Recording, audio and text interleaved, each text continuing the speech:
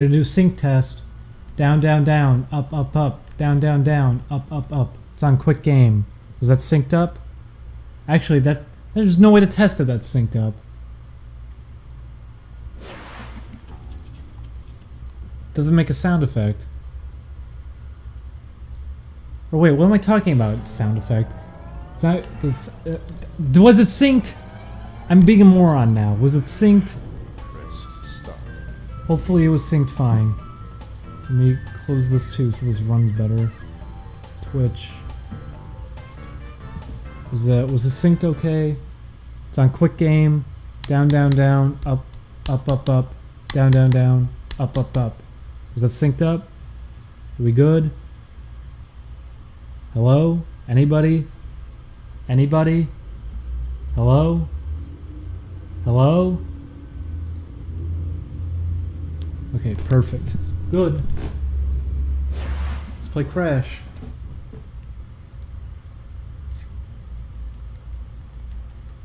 Start the game. Okay.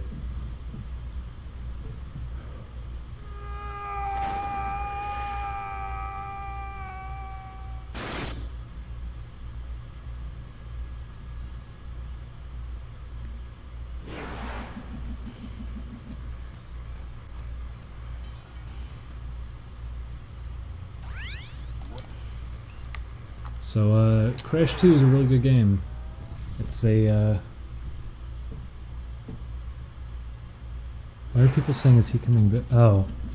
Are they talking about the game? The stream's up, maybe people should say to refresh if it's not working, but, anyways. Crash 2 is a really, really good game. It's my favorite of, any of the Crash games because they got the controls perfect in this one, really good music, even now, still pretty nice to look at. It's the way they modeled these characters too, how expressive they are, the animations on them and everything. They did the most they could with the PS1 hardware, and it's a lot of fun. They have some pretty good levels in this game. They give you a good challenge.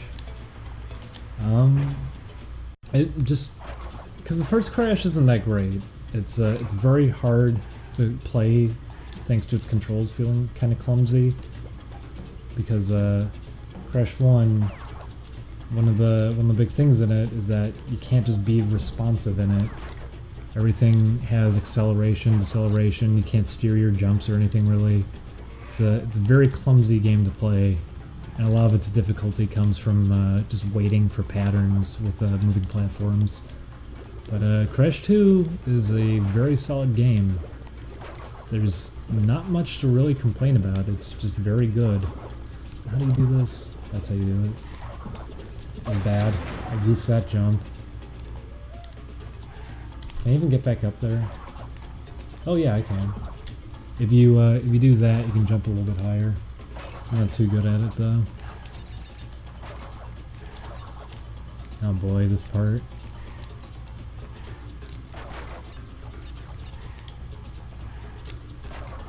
Oh, why was that so hard for us when we played it on Oni Plays?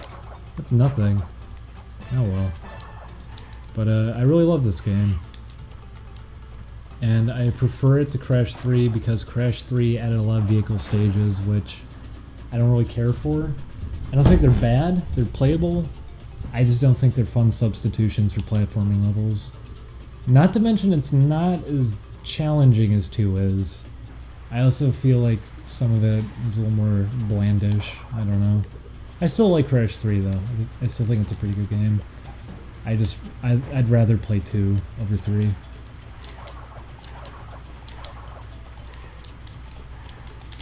I'm going here.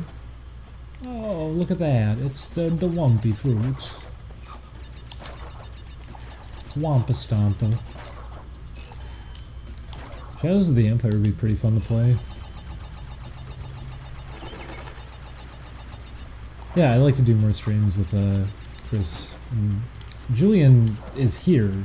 Julian could be in the stream, but he wants to do work. I don't blame him.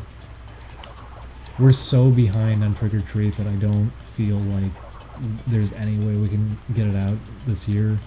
Because we wanted to start work in January, and we didn't even get to do that. Oh boy, watch me screw this up. Oh, I did it. You can go this way to get this. Oh, that was stupid. Come on. Come on, do your big jump. There we go. I don't really want to warm up, I don't care.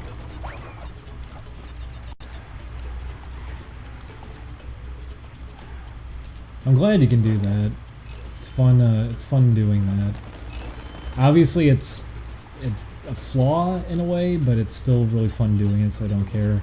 I said that about ukulele too. I don't necessarily mind when games do that.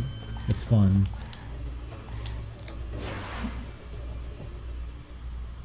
Gameplay is very choppy, audio's fine. God damn it.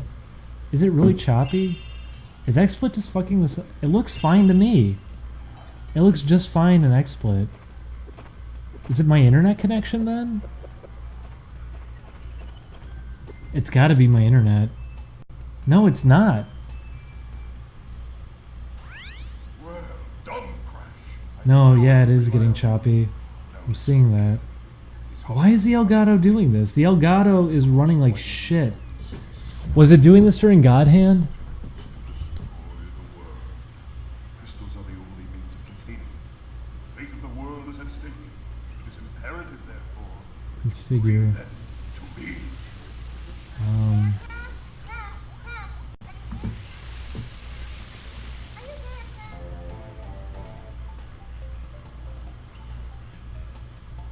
Can I do anything to make this less intense? Would that do it?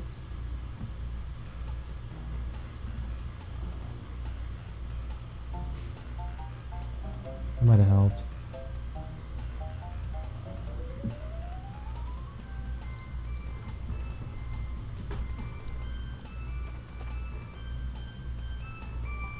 Okay.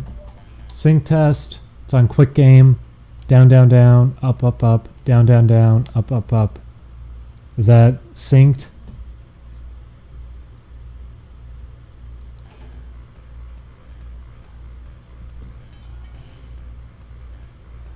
Okay, good. Let's do this again. Sorry, I can't even really see the chat with this stream set up right now.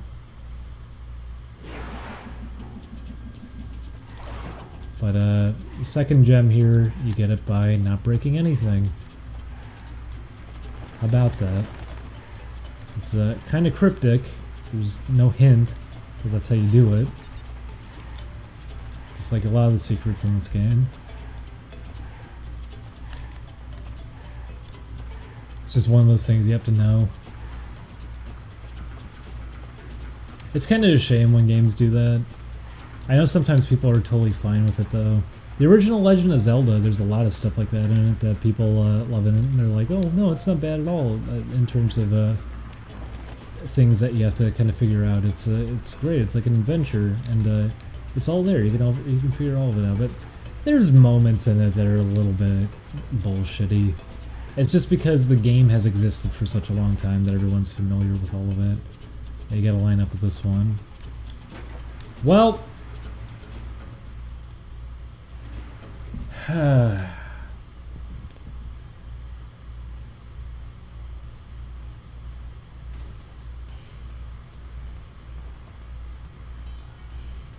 Chops are back.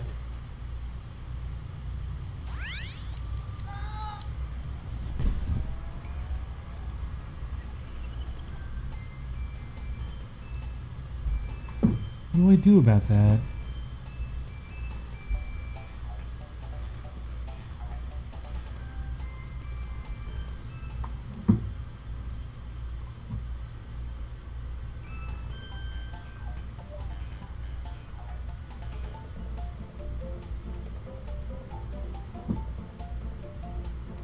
Is that any better?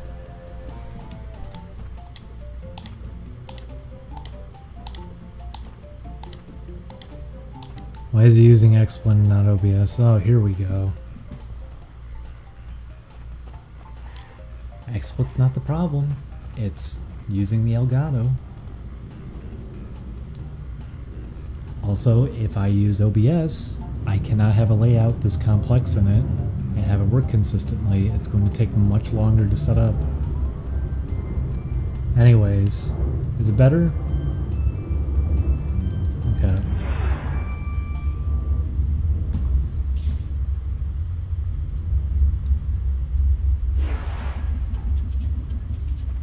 XSplit's a lot more reliable if you're doing more complex things. OBS is good because it's free, and sometimes it can be less of a hassle than XSplit, but XSplit I would much rather use, especially with what I'm trying to get out of doing streams. I'm not going to be able to do any of this on OBS.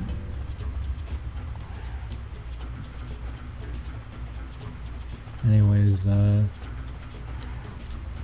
this test stream it's been a mess. I'm sorry, everybody. I didn't want this to be such a terrible stream. That's weird that God Hand wasn't messing up, though. God Hand wasn't messing up, right? It looked perfect the whole time?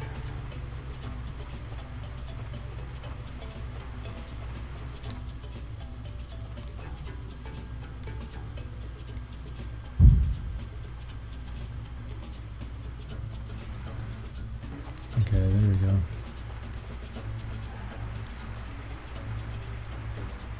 God Hand was not perfect. Okay, well, never mind then.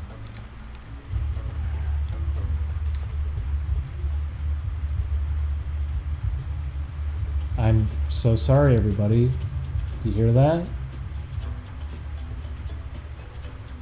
I guess they're partying downstairs. Hopefully it's not gonna get picked up.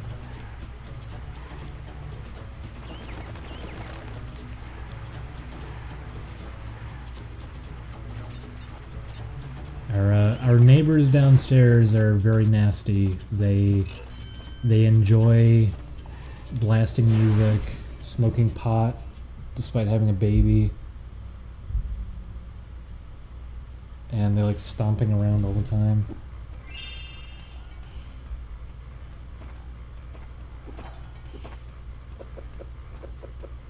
Okay, good. If no one can hear it, that's fine. Just means I get to be irritated by it.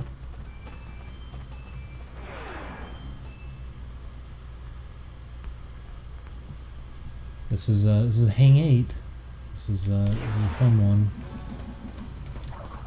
Got some really good music.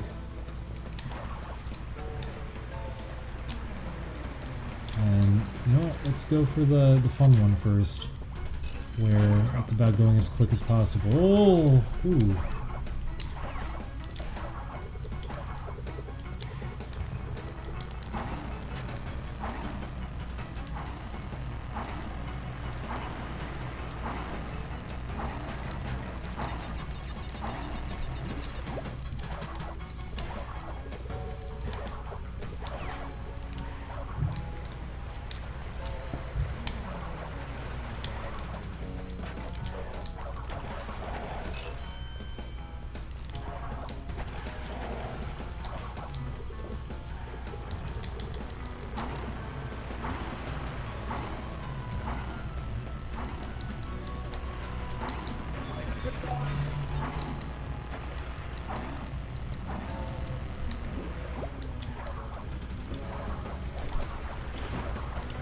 There it is.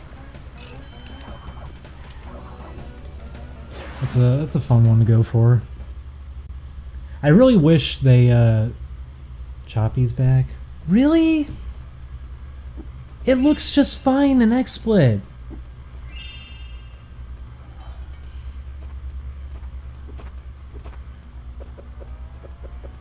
Man.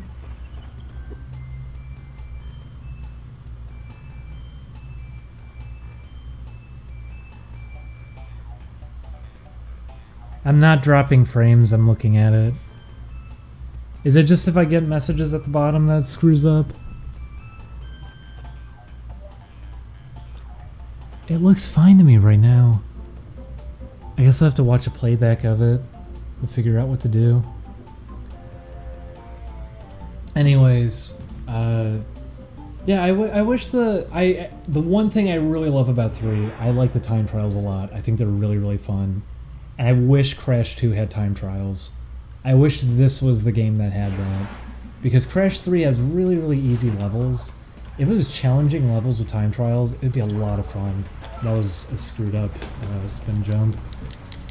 But yeah, that's what I was doing, is if you like that, if you do that, you get more height off of it and more speed. Why am I stuck crouching? What the fuck? That was weird. Why did that happen? I wasn't holding anything. But doing that's the faster way to play. Now I feel like a moron. I was looking at the chat. I didn't realize. Did I get everything? I did. I'm stupid. Sorry. But if you want to go quick, that's the way to do it. Is just doing stuff like that. I screwed it up. I'm sorry. I'm not the best at doing those. But if you time it right, you have to like roll through it. It's a very weird way of doing it. Like that there is not a proper jump for it. There you go. It's like that. You have to give it a little bit.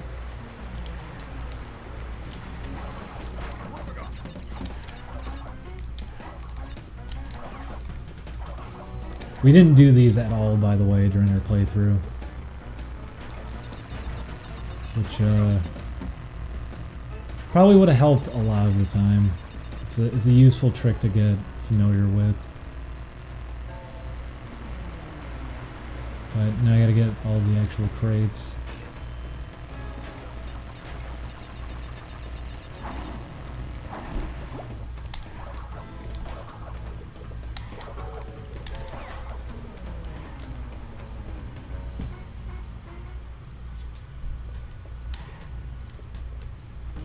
Oh, that reminds me. I wanna donate to AGDQ for summer.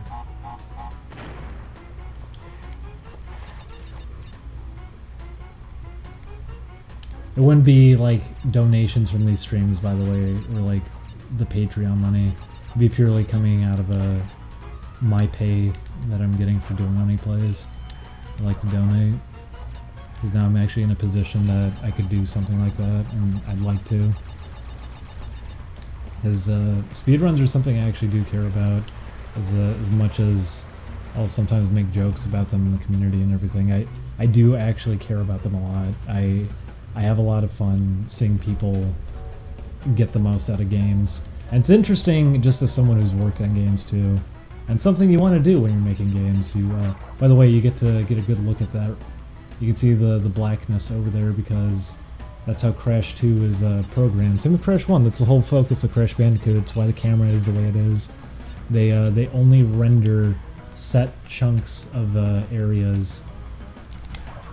So it's everything's broken into pieces, and it's why everything can look as nice as it looks.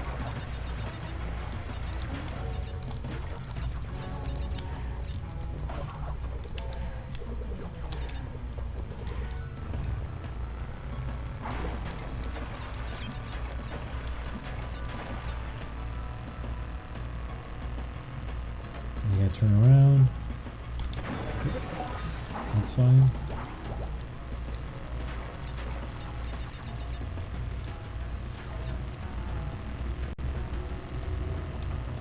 Here. Oh, that was a bad jump.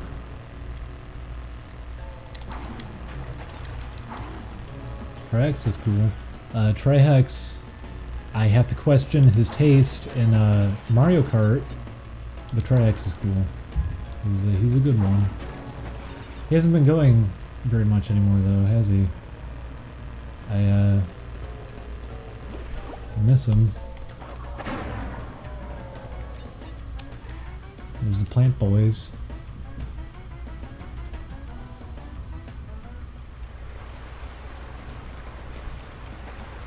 Also, I'm hoping if I actually hit 10,000 on Twitch, I will finally be doing it. I will be applying for a partnership, so see if that can happen. That is what I get for looking down at my monitor. The screen darkened, so I got nervous that something came unplugged. Sorry. Wait, what the fuck? I'm here again? Oh man, I didn't know it would do that. Well, now I feel like a moron. I didn't know it takes you back here. That was stupid of me.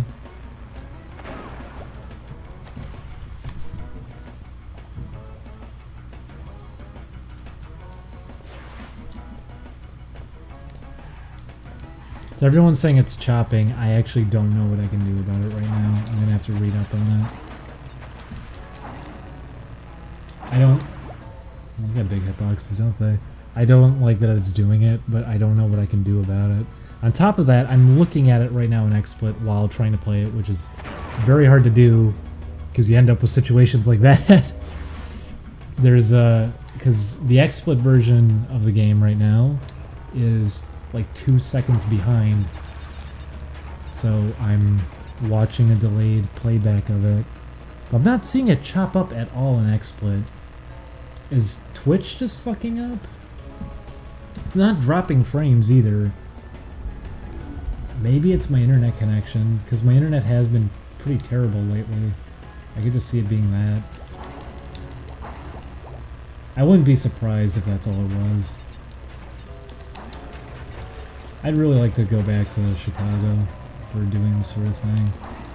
Chicago would be great to stream back at, because internet there was amazing. It's really, really good internet. I'd kill to have that again. Also kill to not have shitty neighbors, but what are you gonna do? What happened to Chibi's fucking saggy reduced himself to a... Okay, listen. I'm gonna throw this out here, by the way. Chibi was really stupid, but at the same time, one, he can't necessarily help it. Two, people were gigantic assholes to the point that it wasn't even funny how harsh they were going on him. Like, contacting his family and everything, trying to call him all the time. He's someone who already has a mess of a life and is obviously miserable, and he can barely function as it is. Going out of your way and not even being like... Because it's different from a Chris Chan situation where it's like, okay, people were messing with Chris Chan in a way that it works with his insanity. It's like messing with someone like Genesis Valentine, for example, where you're kind of rolling with it. You're getting on their level, and that's why it's entertaining, because you're interacting with them in a way that they function on their own. No one was doing that with Chibi. People were just going out of their way to try to fucking ruin his life, and that's not really entertaining. There's not going into a stream and saying ha ha ha you're a fucking loser and leaving. That's not really funny. There's no comedy to be had there. It's the difference between calling Chris Chan on the phone and saying, haha, you're autistic, or sending him a letter saying you're from Sega and that you're going to go and change all of the old artwork of Sonic to give him blue arms. That's at least funny because that works with who he is, and it's messing with him in a way that it's funny because, like, okay, this is such a stupid thing to begin with, and you're going alongside that. This is the kind of thing that would annoy him. It's the kind of thing that you get a funny reaction out of. It's like you're role-playing, essentially, inside of his crazy world. Someone like Chibi, first of all, you can't really do that to begin with because he's not that much of a mess. But then on top of that, that's all people were doing. Was they're just going out of their way to fuck with him and like destroy his life and everything. It's like, why? Why? What? It's not even entertaining. All you're doing is scaring him away. You don't get to have Chibi come back and do anything to be entertaining. He just gets to go away. It's like how people were making the jokes about what was his name again? Everyone kept calling him Yellow Shirt Guy, but it's like if people were not going along with him, saying like, "Oh, he's so lovable, he's so much fun," and like shouting him out every time that he laughed. It's the difference between that or just calling him a faggot and telling him to kill himself over and over again. You can embrace somebody like that and allow them to be entertaining, or you can just not be funny yourself and bring nothing to the table outside of making a good thing leave. That's what they're doing with Chibi. Chibi is a mess of a human being, but he's kind of likable because of that. And everyone made sure to not let him stick around. They went out of their way to just fuck with him in ways that weren't even entertaining, and now he's a broken human being, like even more so. If you're gonna goof with somebody, at least like actually goof with them, I would say. Be funny about it. Have a joke. This thing's gonna crush me. Bluegrass, that's who it is. I like Bluegrass. I felt so bad for him. He finally got to play Echo the Dolphin, and everyone just leaves the room. He'll show up for everybody else. He's there almost all the time. He shows up for everybody. And no one showed up for him. Poor guy.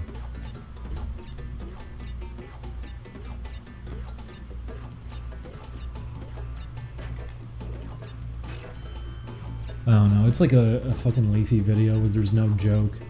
The joke is, hey, I'm superior to this person, that's why I did the video.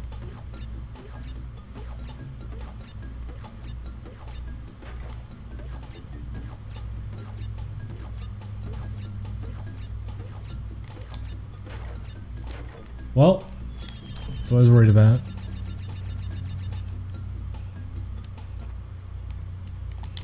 Wait. Did he actually get banned from GDQ? Why did he get banned? I guess I shouldn't ask. They keep banning everybody and I hate that. Maybe I shouldn't donate then? I don't know. I want to donate because I actually care a lot about the speedrunning scene. But I also really don't like how they've been running it as of late. Well, I'll be right back. They are blasting music downstairs. I might have to say something to them.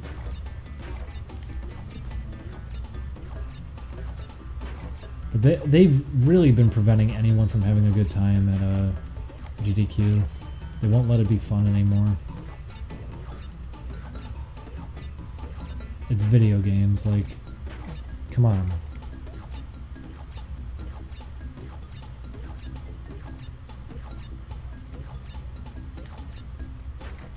There we go.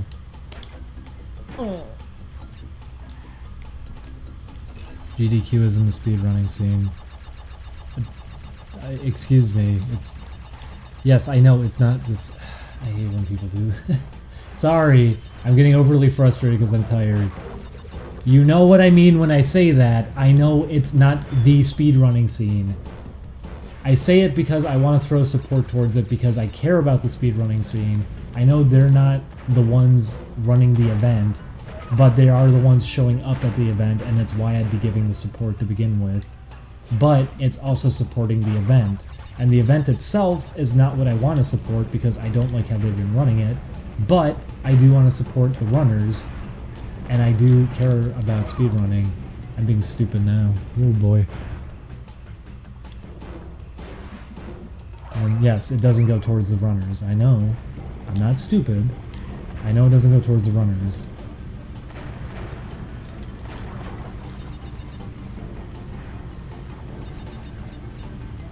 But I would like to do more to get them attention.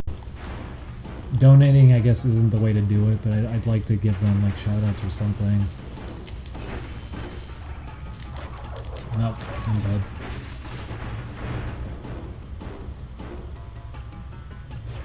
No, the boulder breaking, it doesn't count. It counts in Wrath of Cortex for some reason. I don't think it counts in this. Whoop.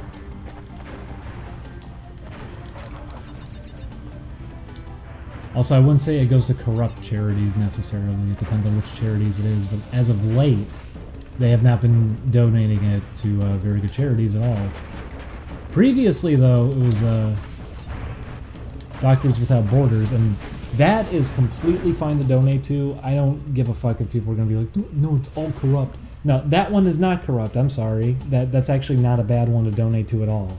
That's people volunteering to go out of their way to the most hopeless places to try to fucking help people, and then you get to hear about them getting hit by an airstrike, fucking dying, just going out of their way to help people in these countries.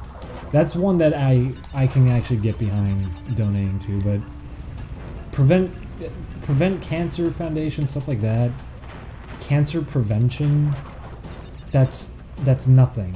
That is nothing.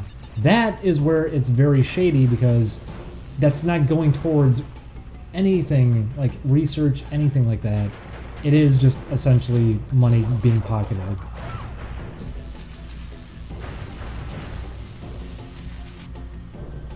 But I don't think they've been, Doctors Without Borders was years and years ago. They have not donated to them in a long time, from what I recall. In fact, I'm really screwing up now. It's because I keep looking at the chat, though. Last time they did that, I swear it was after they actually got hit by the airstrike, and that was in the news. When they were, what country were they in when that happened? They got hit with an airstrike, though. It was just innocent people who died from an airstrike, and it was a bunch of people from Doctors Without Borders who got hit. And that was actually the last time I remember them being the charity for it. It was right after that happened. They stopped donating to them.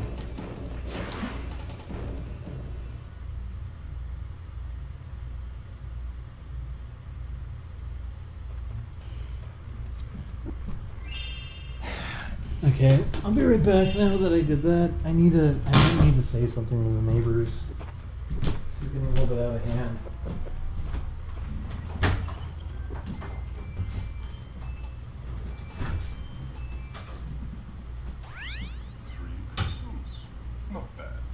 I see you are getting the hang of it. I need to conserve power. I will communicate with you again after you retrieve the crystal.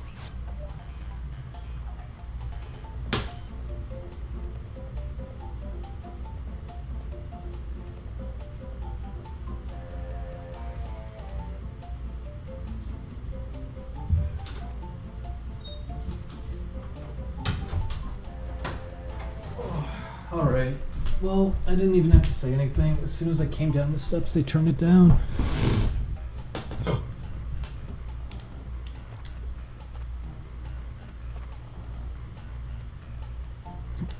Oh, well, they only turned it down a little bit. I still hear it. Ugh. Hopefully it's not being picked up by the microphone. I'm sorry.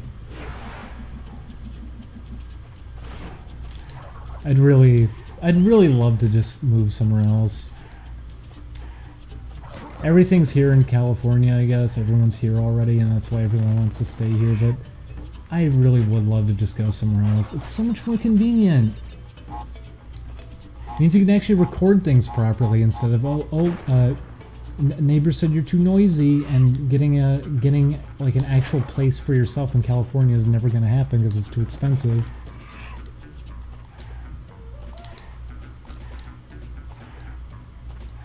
Okay, that's good if it's not being picked up. Because Chris has that at his apartment too. Chris already has gotten noise complaints repeatedly, so he can't record with us after a certain point.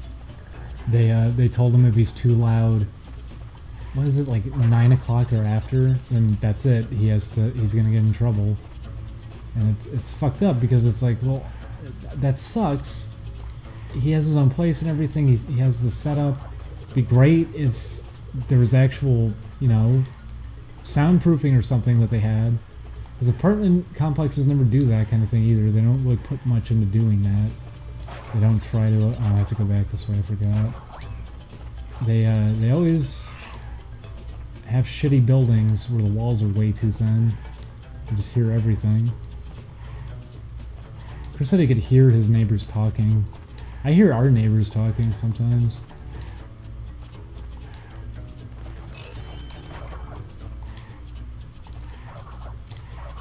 Oh, there's a hole there. Why did you all move to California? Julian was already living here, which is why I came here. But, I don't know why Chris moved here. I would love to move somewhere else. But I think the argument now is, well, everyone's out here, we can't move out now, but you could do so much more if you just moved elsewhere. It sucks here. It really does. It sucks here. California is...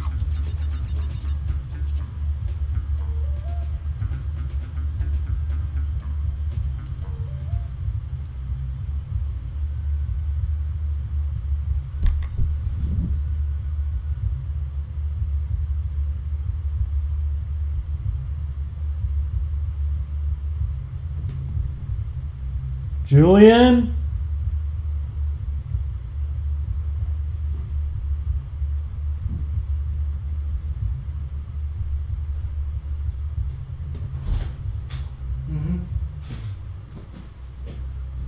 You hearing that? What? Oh, well, that was perfect, convenient timing. They are having a crazy party down there. Oh, the college girls? I think it's directly under us. I think it's It could be. Their music again.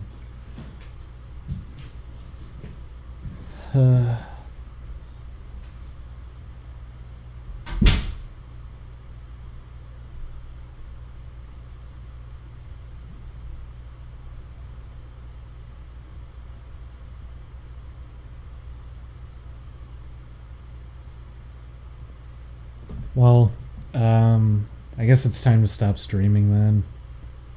I may as well. I'll try to look into why it was all choppy. I'll try to get this figured out. Thanks for coming by the stream tests. I'm not in a good mood to stream today anyways. I'm really out of it. I've been very irritable today. I mean, I was getting nasty with the chat. I'm sorry for that too. I'm just not in a good mood today. But since we got everything in today, we finally got the cables, I figured we may as well try to get it going. So, thanks. Oh, donations. I didn't even see there were donations. Let me read them. I'm sorry. Let me read the donations. I didn't see any of them. Ah, shit.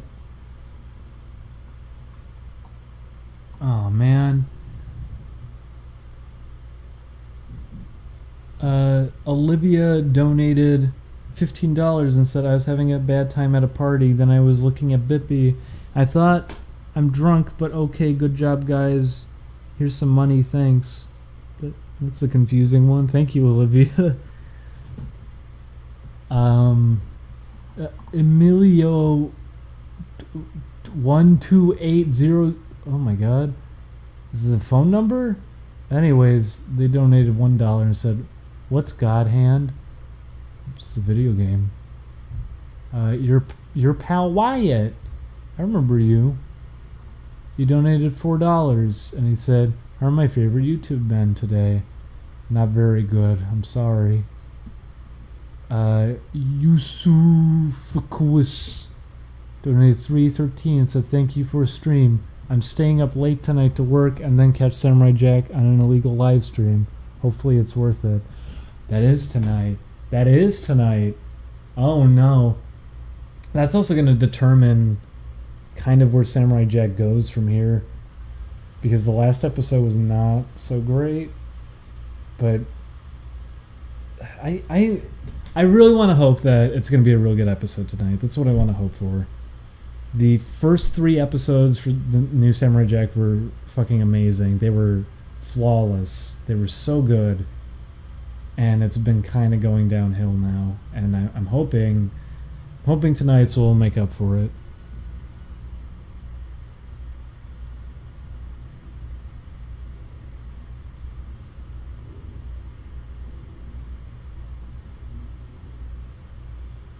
You didn't like the last episode? Why?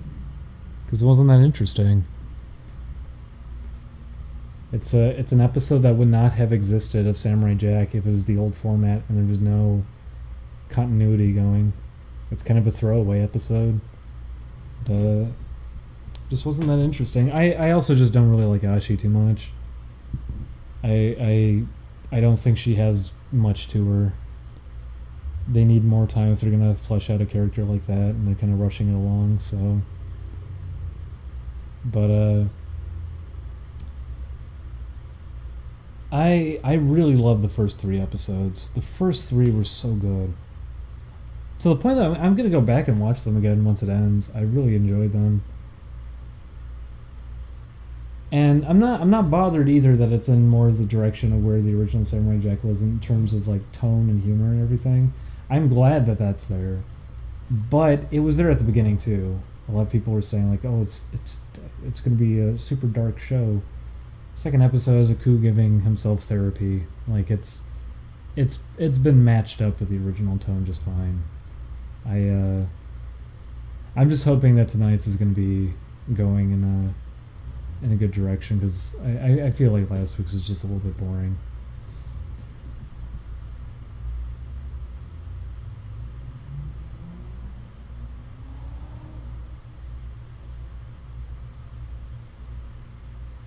Yes, the second episode is Zach was saying it, and I said it too. If they're gonna nominate something for an Emmy this year for like animation, that fucking deserves it. That absolutely 100% deserves to win it, because that was a really good episode. And I've never really gotten that out of Samurai Jack. Even the original series, I've never really gotten that out of it, where it's like, wow, actual tension.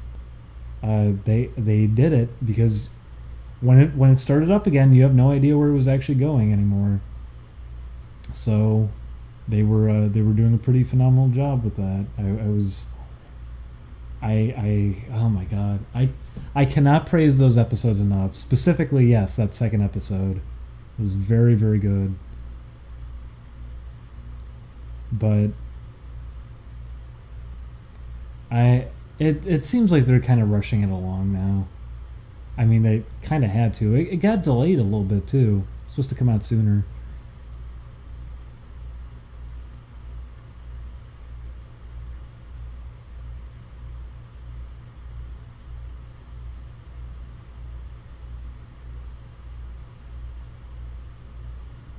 We'll see, though. We'll see.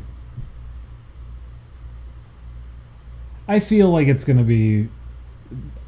I feel like it's gonna be a decent episode at least.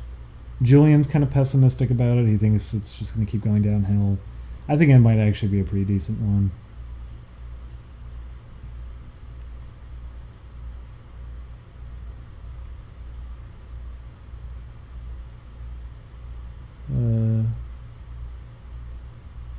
Thank you, you've sufusukus.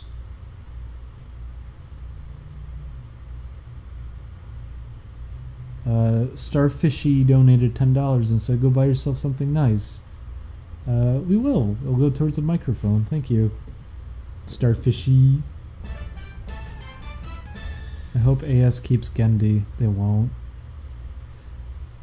Believe me, I want to be super optimistic. Like, oh, this is gonna finally do it. This is gonna revitalize animation, and they're gonna start trying again. We're gonna go in a better direction after this. I don't think that's the case at all. Samurai Jack partially is succeeding because it's Samurai Jack. If this was a new property, it would not. That happened before. That was Symbionic Titan. That didn't have that big of a pull, even though it was good. It was unfamiliar. Samurai Jack has a reputation, and I'm glad it's doing well. I really have been enjoying it, but I know it's not going to leave an impact. And the impact it's going to leave is purely because it's Samurai Jack, and not because of the actual quality of it. That's all that it's going to be seen as, is, oh, well, it's because it's Samurai Jack. That's why it succeeded. It's not wrong either. That is part of why it's succeeding. It's an old name. It came back. It's a big reboot. It stands out against everything right now. And I would want that to be the one thing. I'd want that to be what gets held up from it is. It stands out compared to everything right now because it's of exceptional quality. That's what I would hope would be taken from it. But I don't see that happening.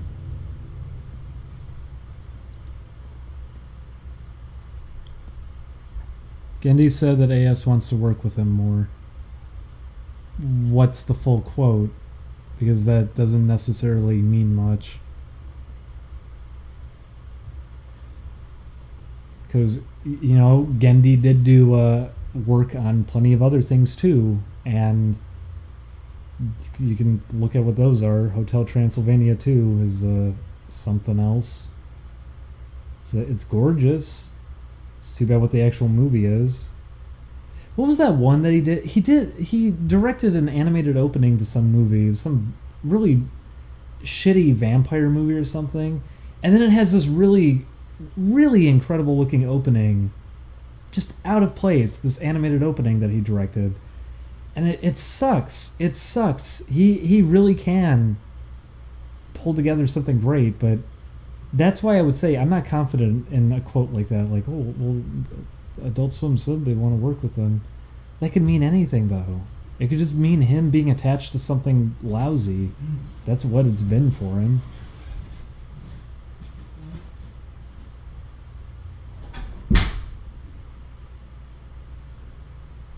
Yeah, that too. Popeye didn't get to happen, which is really shitty.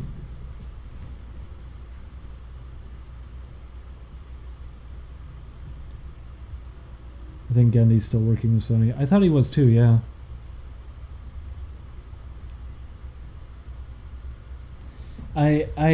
I want to be optimistic, but a quote like that doesn't really mean anything, especially with how things have kind of been going. What Adult Swim is, who Mike Lazo is. I don't see that necessarily meaning too much. I'd like it to mean something, but I can see that not meaning too much.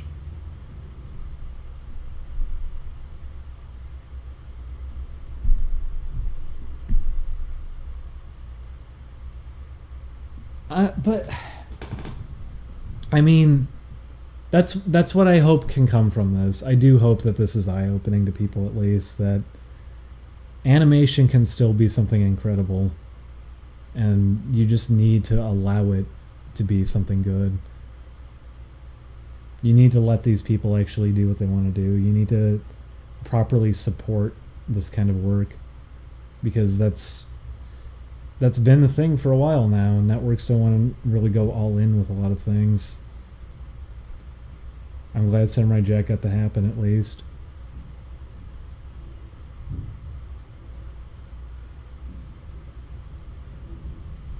What kind of reboots did you enjoy? I can't really think of reboots. I've talked about it before. I feel weird about the idea of reboots to begin with anyways, because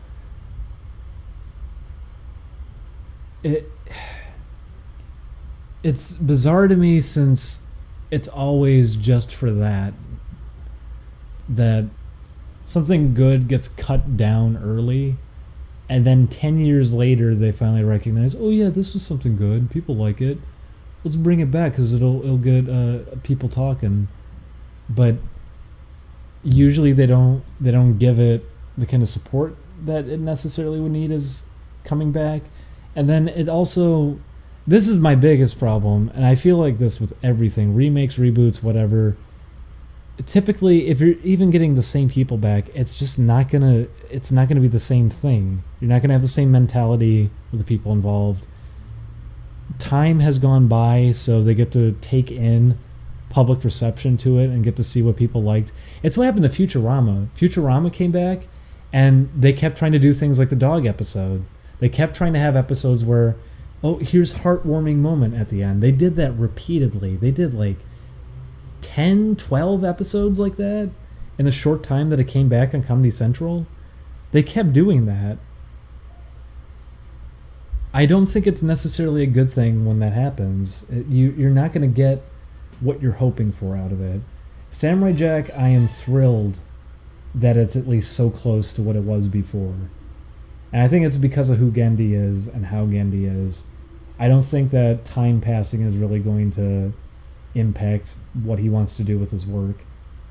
He's a very dedicated person, I feel.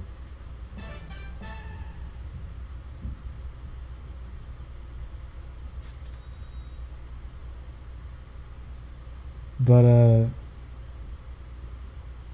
I'm glad if people enjoyed the new Futurama seasons. I got absolutely nothing out of them. I didn't think they were very entertaining. I felt like they were pretty stale in comparison to the original episodes, and I felt like they were trying for that way too often, that they wanted to recreate the magic of that one episode, which I don't even think is that's a personal thing, I guess. It's very popular. A lot of people they hold it up that it's a really sad episode. It's great, but attempting it every single episode. I feel like this has happened with a lot of things in general anyways. A lot of shows have kind of realized, okay, people want more continuity. They want more, they want to feel more attached to this. So you get that, but then you start recognizing a pattern in how they start writing these episodes thanks to that, where, okay, this episode has to end with something shocking or everyone being emotional, and just that happens over and over and over again. Steven Universe is doing that. Rick and Morty is doing that. So many shows do that it's, you have an episode that plays out normally, and then here's a suddenly emotional moment at the end of the episode where things are real for like a minute or 2 minutes, and that's where your continuity comes from, or those moments. But then you can only do it so many times. You can only have your characters cry about something so many times. And that's what I was feeling with the new Futurama episodes. It's like, okay, they're trying to do this again. They're trying to do the dog episode again, and they're doing it over and over and over. The one time that at least stuck out a little bit, I guess, was the one where what was it? He got put in his mom's dream or something. But even then, I still felt that way with that one. I at least remember that one. So much of it's foggy to me. I barely remember those new Futurama episodes. They really just didn't stand out too much. The movies, too. What was the last one even called? I remember Bender's Game because of how that one really didn't need to happen. It wasn't really entertaining. It's like was it Green Yonder or something? I don't even remember what that one was. And there's the Beast with the Billion Backs.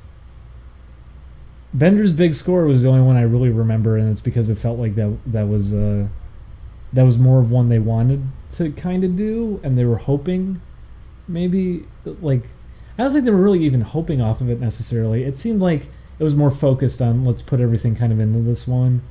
And then they kept doing them, and it felt more and more like, okay, please, can we come back? Can we come back? Can we please come back? Can this be something we can show these sales so we can come back? But they were a lot less interesting with each one. Yeah, Comedy Central did always show those movies.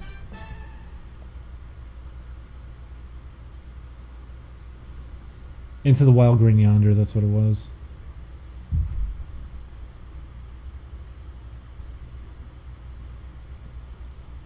But I'm glad if people can enjoy it.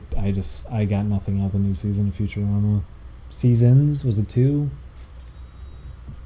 And when people were saying too, like, they were sad it was ending again, no one was watching it. It wasn't getting very good ratings. People were wanting it to come back so much, and then no one was really watching it. So the statement even being made, like, well, no, they're real good seasons, it wasn't reflected too strongly. It finally got to come back. Futurama, when it was rerunning constantly on Adult Swim, it always got pretty decent ratings on there. Comedy Central doing reruns was even doing okay for a while. The new episodes just weren't too interesting. But if people enjoyed them, I'm glad they at least were able to. I just didn't take much from them. But anyways, point is, the idea, what are reboots you enjoyed? I'd have to think, what were even reboots? What were things that came back? Samurai Jack is more of a continuation, I guess, than a reboot. But in a sense, it is a reboot because Samurai Jack never really had continuity to begin with anyways. The first 3 episodes, that's it. there's little things in episodes like, oh, they introduce a Scotsman who is in a handful of episodes. There's little things like that. But honestly, you don't need to have watched any of it to watch a new Samurai Jack. You don't need to have known any of it. And if you're going to go back and watch it, just watch the first 3 episodes. You really don't need to take in much of the original Samurai Jack, because that was the point of it. It's like adventure serials. It was its own thing every single week that it was on. So I could say it's a reboot just because now it is actually focusing on continuity. It's changing a bit because of that. And it's why you ended up with last week's episode, an episode that would not have existed in the original run of Samurai Jack. Because it's that kind of thing that when it's a story that you're trying to tell, it's a piece that you want to end up in the story, but since it's an episodic show, you end up getting kind of a bland episode since the entire thing was dedicated to that and how the writing process went and how they ran their course through with that. It's, if it were a movie, for example, that episode, that would have been developed throughout the entire thing as opposed to being a fixed 24-minute moment that they're fighting these bugs and all of a sudden they're in love now, by the way.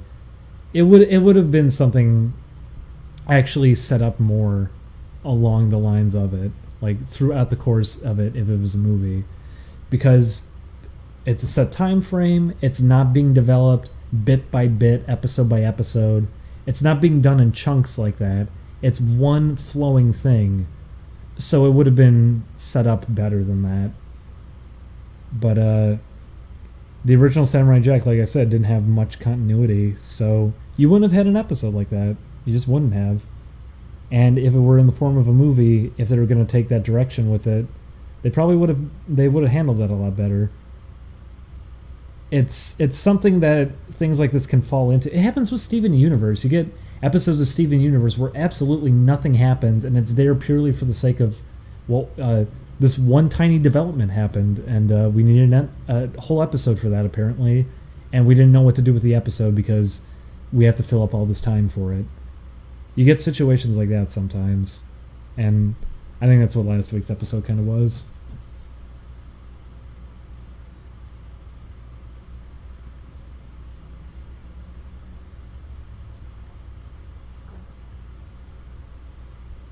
But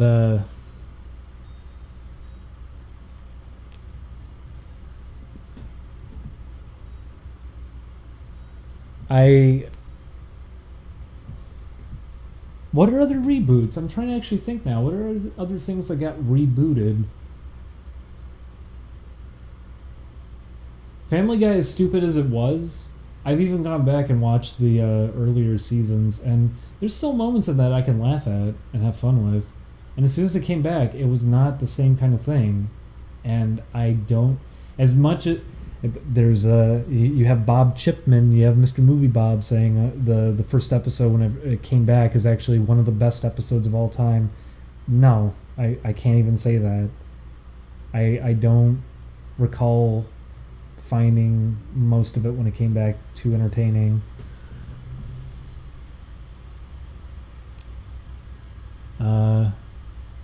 But I know a lot of people say that too. That's the example that popped into my head. That's not a good example. It's Movie Bob. But the point is, I've heard people say that with Family Guy, but I can't find episodes like that. And usually the ones that people do say, like, well, these are actually really good episodes.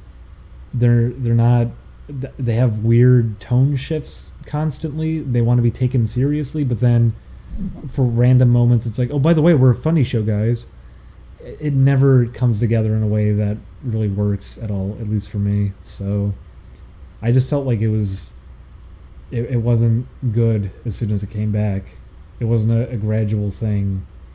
Just the second it came back, it didn't feel like the same kind of show, and I didn't really get anything out of it.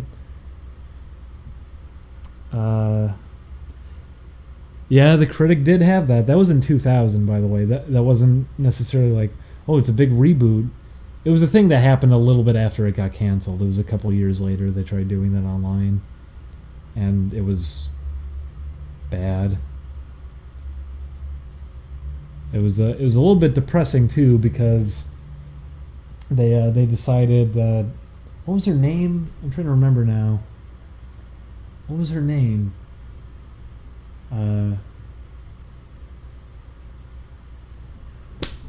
How can I think of her name? The critic, what was her name? Now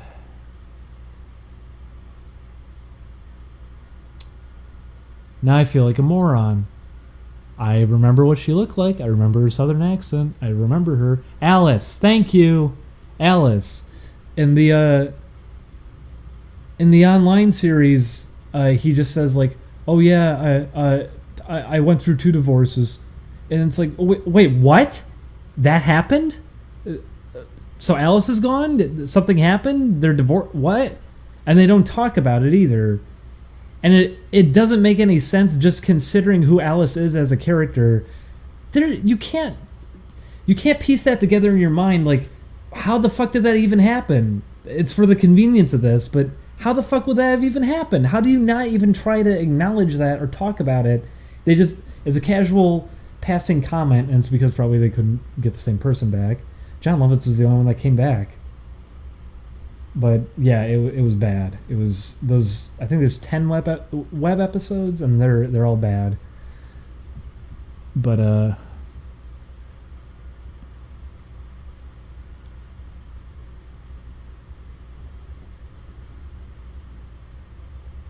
what are other reboots? Mystery Incorporated, I don't really consider a reboot of any sort, because Scooby-Doo has been running for the longest time. And they kept doing new Scooby-Doo series and spin-offs and everything. I don't consider that like, oh, it's the big reboot. I consider that a new Scooby-Doo series.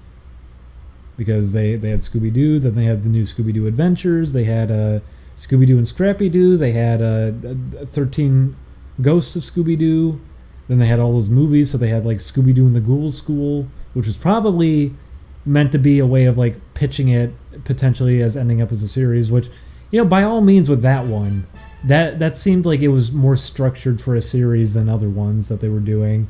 They had what was the one where Shaggy becomes a werewolf and then also he's in like the wacky races for some reason too. They did that kind of stuff all the time though. When they did What's New Scooby-Doo, they did what was it? Shaggy and Scoob Get a Clue or something. They've done it so many times over. None of it's really a reboot. It's just, this is Scooby-Doo. This is what they do with it. Mystery Incorporated, I remember it actually being alright though. I remember it being very strange for that. Because the reason it ended up being sort of okay is because they didn't try to be Scooby-Doo with it. And they kind of just poked fun at the original material. I think that's the only way you can do it, honestly. Then I think that was moderately successful. They just follow it up with, haha, what if Scooby-Doo looked like Brickleberry and tried to be Family Guy? That didn't last.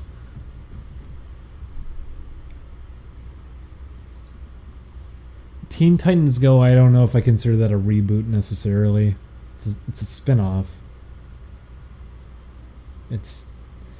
And I'll say this too, because even though I don't like Teen Titans Go, I'll say this.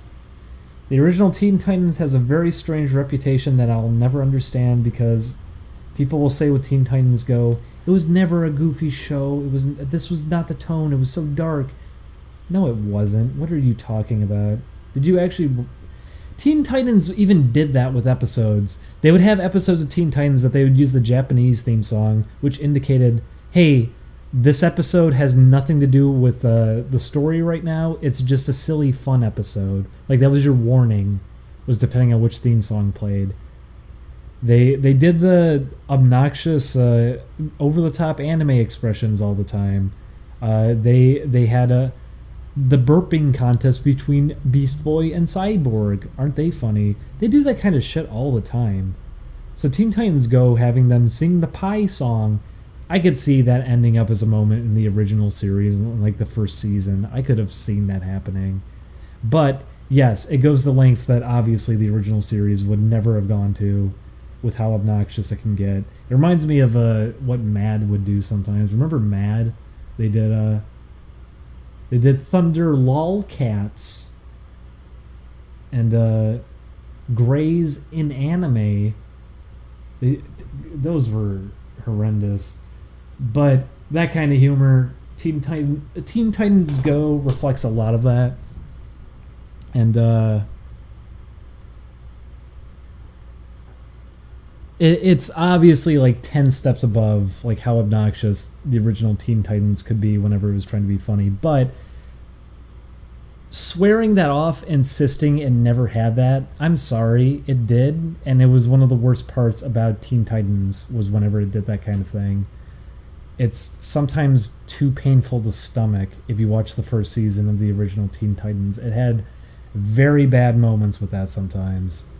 Trying to be goofy, wacky anime. It was it was hard to take in sometimes.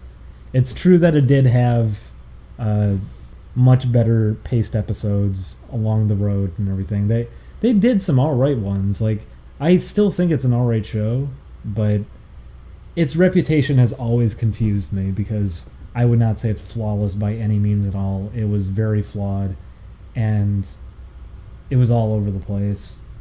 Sometimes you could get some pretty decent episodes out of it with just consistent tone, structure, handled pretty well.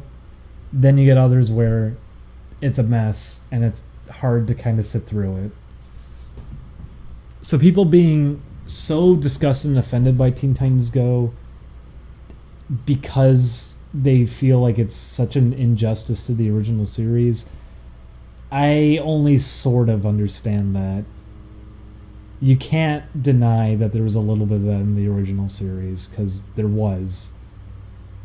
But I really don't like it as a show, and I am kind of baffled how it just fills up the entire time slot. It's cheap to produce, obviously. Teen Titans Go is self-aware. Along the road, it became self-aware. It wasn't at the beginning. Over time, it became self-aware because people fucking hated it so much. It does have little bits of that. Here and there, it can have little bits where it actually ends up doing something funny. But it's the sort of thing that you go on like Twitter or something and someone posts a 20-second clip and you go, oh, that was actually kind of funny. So the whole show's like this, right? And you watch it and you go, okay, nope, never mind. No, okay. No, sorry, that was one moment ripped out of context. Never mind. It's that kind of thing.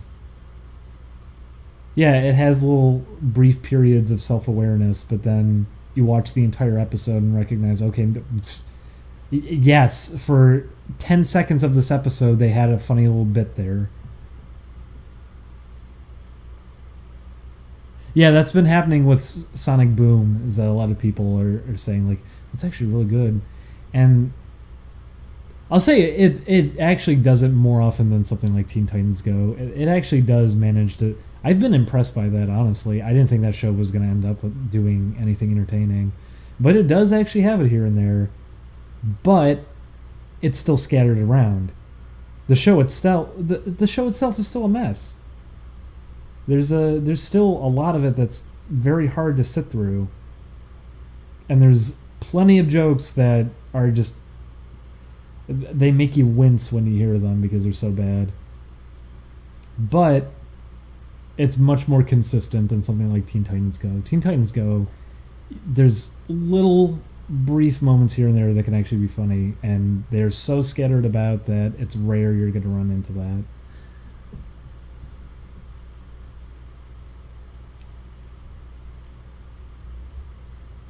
But he's Ralph Bighead plus Clayman.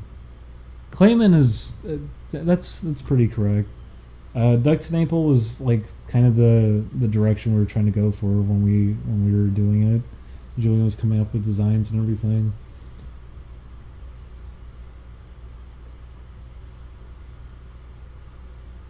But yeah, Teen Titans Go it's intended for a young audience, and it hits them perfect. That's why it's so successful.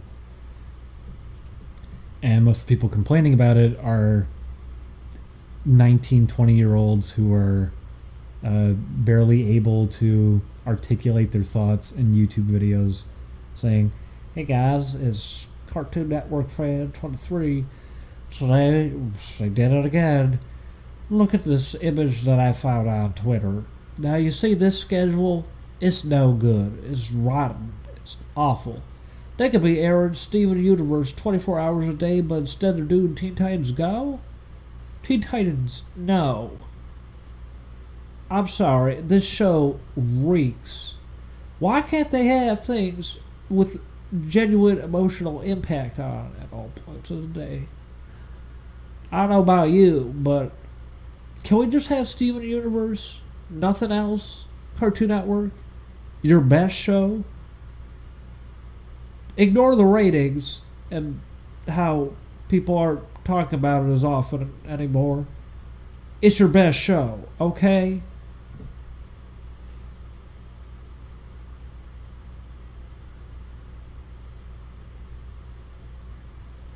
There's so many channels like that.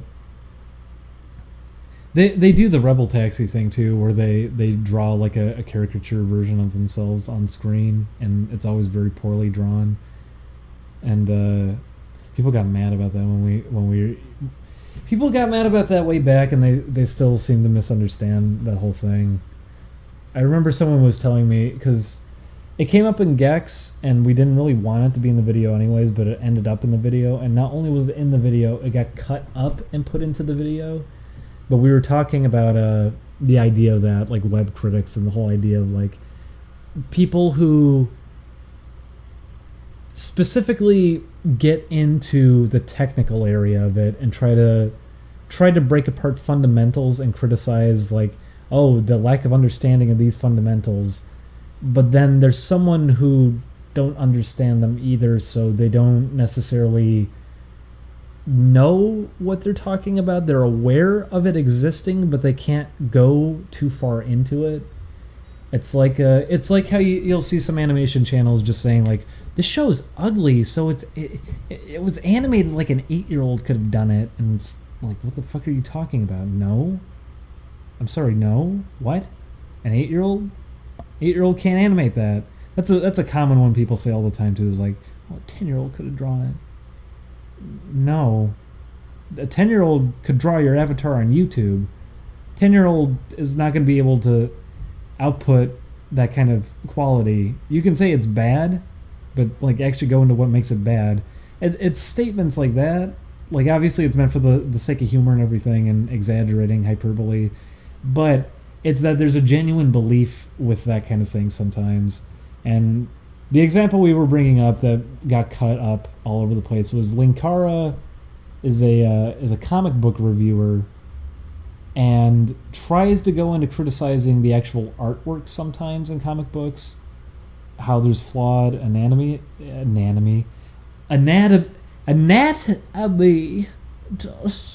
Sorry, I'm fumbling my words. But he was trying to go into stuff like that. And then you look at his own example of a comic that he did on his own called Lightbringer, and please Google search Lightbringer if you have never seen it. That was the example in our minds, is here is someone trying to break apart on a technical level this kind of thing, but they clearly do not know what they're talking about with this, despite wanting to provide this as if it's an objective fact. And that kind of thing, it really rubs me the wrong way. I feel like with areas like that, you do need to have some familiarity with it. You can't just go into that blindly and try to talk as if you have authority over it. And there's a kid street racing. But someone was telling me that it was hypocritical of me to say that, because it's like, oh, well, you always talk about fucking games, but look at you, shithead. But I've worked on games. I've worked for companies in the past. It's not coming from nowhere. At the same time, I don't ever try to present anything as if it's objective, because it is my thoughts. I was doing that a lot with ukulele. I was always prefacing it that way, or I would say like, this is great if you guys if someone else is able to enjoy this. I just personally can't. I said that with Night in the Woods. I hate the writing in Night in the Woods. I really hate it, but if other people can take something from it or relate to it in some way, I'm happy for them. I'm glad they were able to, because it means they get to enjoy it as a whole then. I really like the art direction in that game. There's some really beautiful shots in it. There's some nice music too. The writing is what the game is structured around though, and I hate it. I really hate it. I can't stand the writing. And it takes it to a point that I can't enjoy it thanks to that. But if that one part can work for other people, then I can see why people hold it up as high as they do, because that means you have something so solid then, because the other areas really shine in terms of quality. I'm happy for people if they can enjoy that, but I think it's because of my voice, my tone and everything. It probably comes off that I'm trying to be Mr. Snarky, condescending. Everything I say is right. But with web critics, you will get that sometimes. You do get it presented in a way as if this is objective. And that is what you get from someone like Linkara at points. You'll have him say things like that, and you're just like, really? You did Lightbringer. I don't think you can offer too much to say on this one, because I know for a fact you're not that familiar with it. It's what happens when you end up watching that's happened to the sequelitis videos now. You've gotten to see those games get played. That's my issue with a couple of them. I agree with Aaron on some stuff, but for example, the Super Castlevania one, I feel like that's one that I really can't get behind at all. The complaint with Super Castlevania was, now that you have so much control, it's too easy. But then Aaron went back and played it, and he couldn't do it. He couldn't actually finish it. He finished Dracula X. Dracula X is much harder than Super Castlevania. Dracula X is fucking... I hate its level design. It is a cruel, cruel mistress of a video game. They are just nasty with that game and how they structure it. They fucking love those Lancer enemies, don't they? They shove them everywhere. They put stairs everywhere too for you to get knocked off. But Super Castlevania is a much tamer game in terms of difficulty, but difficulty isn't necessarily always a good thing. It can come from things just being ill-conceived. Look at Wild Woody. Wild Woody is a very hard game, and you could present it to people like that now. You could say, oh, it's a really challenging game, so they'd be all over it just because of that, but it doesn't necessarily mean that's a good thing. It's hard, but not for the right reasons, and sometimes you can get that. For example, Dracula X. Dracula X can end up being really difficult just because they were so nasty about their level design. Something like Super Castlevania still can be challenging, and it controls really well. It's very flexible with its controls, and that's what I like about it. I really appreciate that about it. But that's what happens is you end up then getting to see, here's this person who said it's too easy, now playing it and not being able to finish the game. It makes you then start questioning it, like, but you were saying all of that. I've probably been guilty of that with series that we've been doing too. But at the same time, something like God Hand, I fucking adore it for its difficulty, because even if I can suck a fat one at it a lot of the time, I recognize that it's me blowing dick at it. It's my fucking fault. There are situations that God Hand can be a teeny bit bullshitty here and there if you're attempting something like no damage on level die. It requires you to start recognizing the AI so you can loophole them and trick them into doing things to take advantage of it, like invincibility during baiting grabs is a big part of it. If you bait a grab on yourself so you can suplex them with a counter grab, doing that leaves you a lot of wiggle room for invincibility coming off of it. And sometimes you need to do that. Stuff like that. You do get into situations that if you're going for no damage, for example, you need to kind of do that or just waste a lot of time. But I don't really care. I'm fine with that. I'm actually completely fine with that because it still requires you to have knowledge over the game. And even though I know higher up players do see that as being kind of shitty, with me, I honestly can't complain too much about it because I just see that as being more familiar with the game and there's a skill level to it, how you go about the combat. But that's the kind of challenge level I can appreciate is something like that. It all kind of does just come back to you. It's not situations like trial and error and memorization necessarily. It's you. You need to respond to these things. You need to have good reflexes. You need to be able to recognize and space yourself out in fights because it applies throughout the entire course of the game. It really is based on player skill.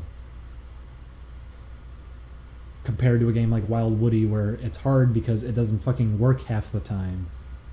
You clip through platforms. You lock the game up. You have to take a hit for free sometimes.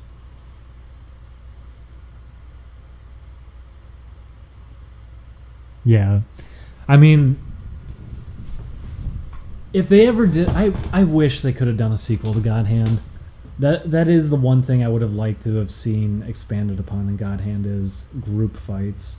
I would have liked to have seen them add more options for when you're swamped by like 12 enemies to be able to like switch between targets easier in those kind of settings and have more flexibility.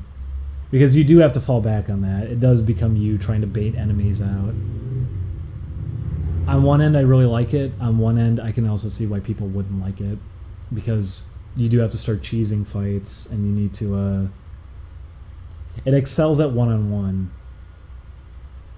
Group fights can sometimes be very difficult to manage.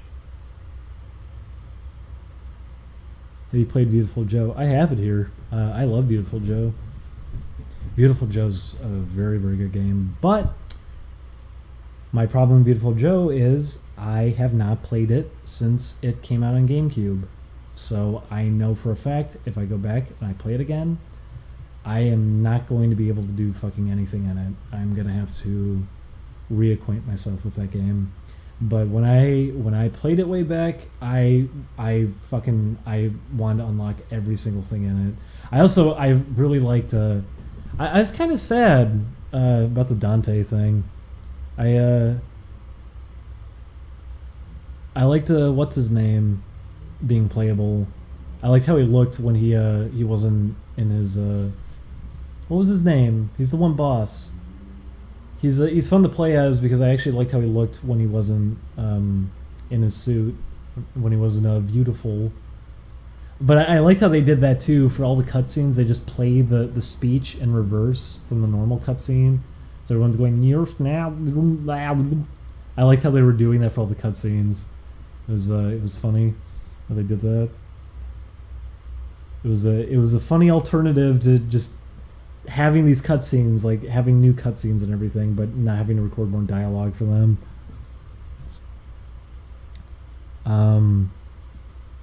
God, I really do like.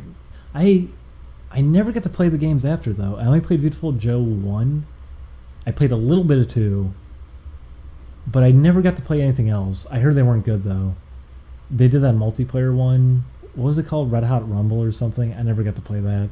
They did a DS one, which I heard really stunk. But I really liked the first Beautiful Joe a lot. I really, really did.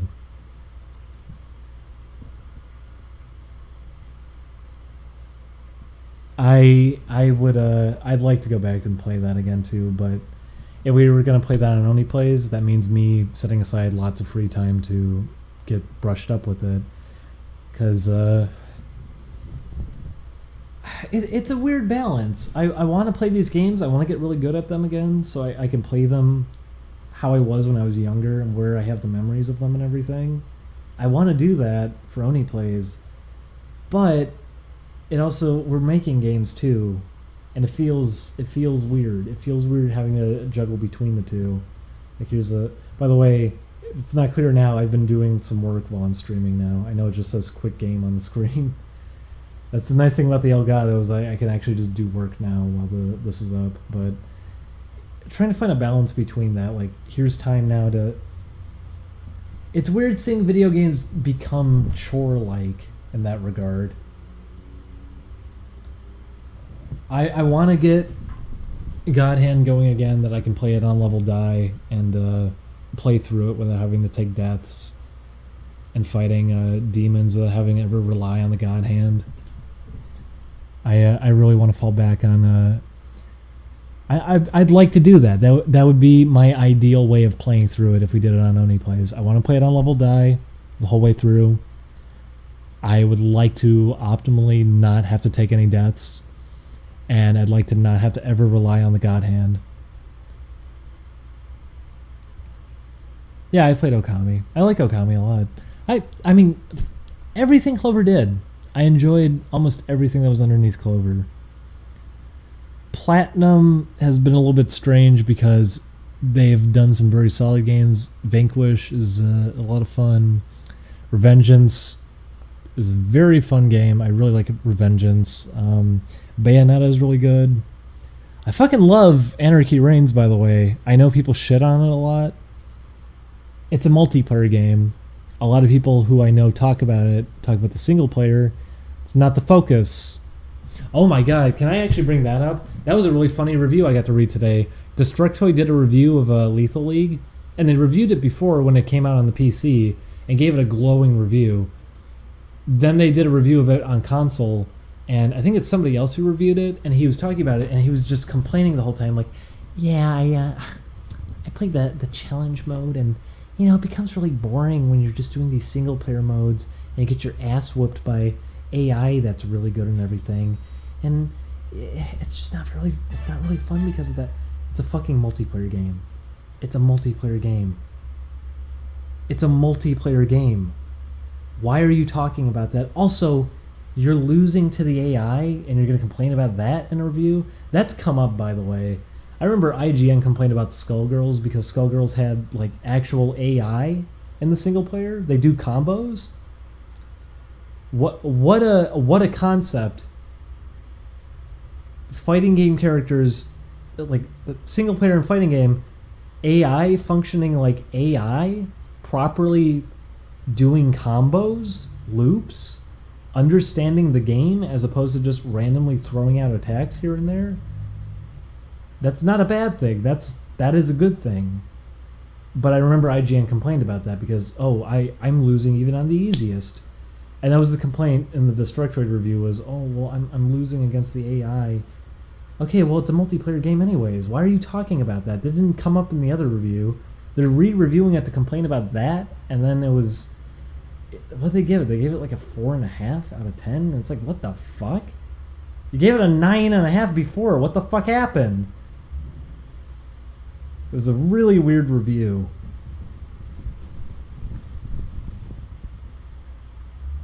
But, that was what happened with Anarchy Reigns, was everyone was reviewing it for the single player.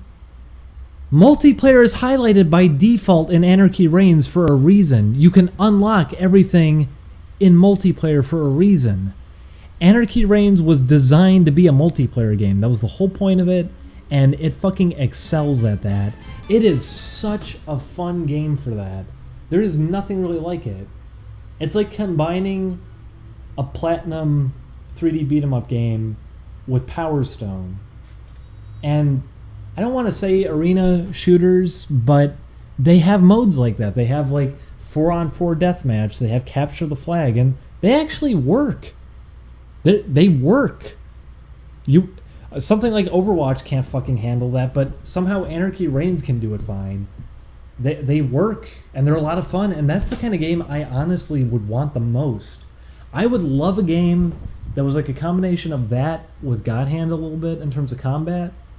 Something with the complexity of a fighting game in a 3D beat 'em up environment, and it could have modes like that, like 4-on-4 deathmatch, or capture the flag, stuff like that. I could completely get behind that. I would be all over that. That's so much more interesting to me than something like Dota, where it's 5-on-5, knock down the towers. Every character has very limited skill sets, and you kind of expect them to kind of go about it one way. They can vary it a little bit by building different items sometimes, depending on picks and everything. But Dota's metagame is always very stale. It's always, here's the optimal picks right now. This is all we're going to focus around. This is all we're going to do. And people will experiment and find new things, but they usually don't bring it out during tournaments. People just play it really safe. I'd much rather take a game like that where there's depth and complexity to like a combat system, and you're watching fights like that, like intense fights happening. I'd be all over that compared to where we've been seeing things kind of going with esports. Anarchy Reigns was a step in the right direction for me. I would have loved to have seen that expanded upon, and I hate that it didn't get to go anywhere. It got panned, and it disappeared. Not to mention Sega fucked it over pretty hard. Sega delayed it over here for whatever reason, made it a budget title, and did nothing towards promoting it. They fucking killed it on their own. It really could have been something great. It could have been something great. I would have loved a sequel, but it's not going to happen. And I have been seeing a couple of arcade games that are sort of similar to how Anarchy Reigns played, but it's one-on-one, which that defeats the purpose. Anarchy Reigns is great because it's not just one-on-one. It's big teams clashing against each other. Even, oh my god, the fucking 16-player mode was amazing. I loved that too, because you would be fighting somebody and suddenly it locks you into a one-on-one. You get put into a cage match out of the blue, or they'd put bounties on players who were doing well, so you have like 8 different people chasing one guy, who that one guy can actually fight the 8 people because of how the combat worked. They actually could stand to do crowd battles like that. It's something that had a lot of potential. It really did. It had a lot of potential as an idea. I would have loved to have seen that succeed. I would have loved to have seen that continue further and be expanded upon. Because that's like my dream game. That's what I would have loved. It's why I like God Hand so much. That is what I like. I really like solid combat, fighting like that in games. It's why I like fighting games so much. I would kill for a game like that, to have that kind of depth and complexity and also be applied to a big team environment. I'd be all over it. But it's I can't recommend it to people because it died. Anarchy Reigns didn't have an audience playing it anymore after the first week. That first week was incredible though. That is a gaming memory that is always going to stick with me. The first week of Anarchy Reigns was incredible. I was playing it every single hour, every single day. I loved it to death. I had such a good time with it.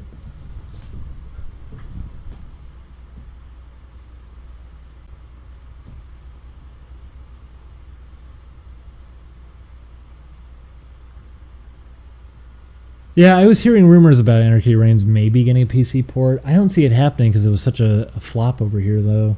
Bayonetta made sense because Bayonetta, it's the big one. It's the big platinum game.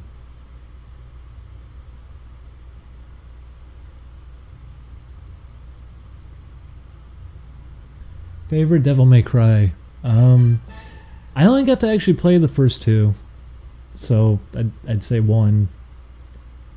But I heard good things about 4. Good things about 3. Never actually got to play 3. I'd like to play Devil May Cry. I don't know when he plays maybe, but I'd want to play it a lot more again. I do prefer something like God Hand to Devil May Cry though. I like that over it. This is a weird thing to complain about. I don't like when games have like a combo gauge. but it's not actually a combo. This is me being Mr. Nitpicky because I like fighting games. A combo to me is the idea that you're linking moves together that keeps somebody locked in stun. That's what I see as a combo. And then you have a lot of games doing that where, no, a combo is actually a timer, and as long as you're hitting things, you have a combo. I don't necessarily subscribe to that. I get it though. It's stupid to complain about that. That's the whole point. It's not the same thing, you dumb idiot. Yeah, it's referred to as a combo, but it's not obviously that. But that's the whole idea. That's for scoring and everything. It's supposed to keep you on the offensive. It's supposed to encourage you to be stylish while playing and everything. That's the whole idea, you dumb idiot. But that is something that always throws me off because that is what I think about. And in 3D action games like that, I want things like that. I want setups for actual combos as opposed to everything will be unsafe. Like, all these attacks aren't really going to lock anyone into stun. I'm just slapping damage onto them until they do an attack, and then I have to respond to the attack, and I'm slapping damage onto them, waiting for them to attack again. I prefer something like God Hand where it's more like a fighting game, that it's... I can hit them here and there, but can't necessarily chain anything unless I stun them, and then I can do, like, wall combos with them, which are true combos. Those are actual combos. God Hand has proper combos. That kind of thing I'm all over. I love that. It really is like the perfect combat in a video game. I can't think of any better combat. People were asking about Dark Souls as I was playing God Hand. I do like Dark Souls a lot. But God Hand's combat I think is just the best combat I've ever seen in any game. It just is. It's the most intense combat. Because unlike Dark Souls where it's you committing to everything that you do very heavily, attacks are slow enough that people can kind of respond to them and read them visibly. Like, oh, this is a very lengthy thing that they're doing, so I can read it and respond to it. It's why general audiences can kind of play it. It's still a very hard game. But comparing that to God Hand, where things are not like that in God Hand. Things are very quick. God Hand is a fucking rush to play because everything comes at you so fast. You're locked into it. That your mind is just operating at the same wavelength as it, that it's going so quick, everything is moving so fast, and other people, it's like, what the fuck is going on? They're not reading it the same way that you are. Even the smallest little thing, like, fuck, I tapped this probably a millisecond too slow,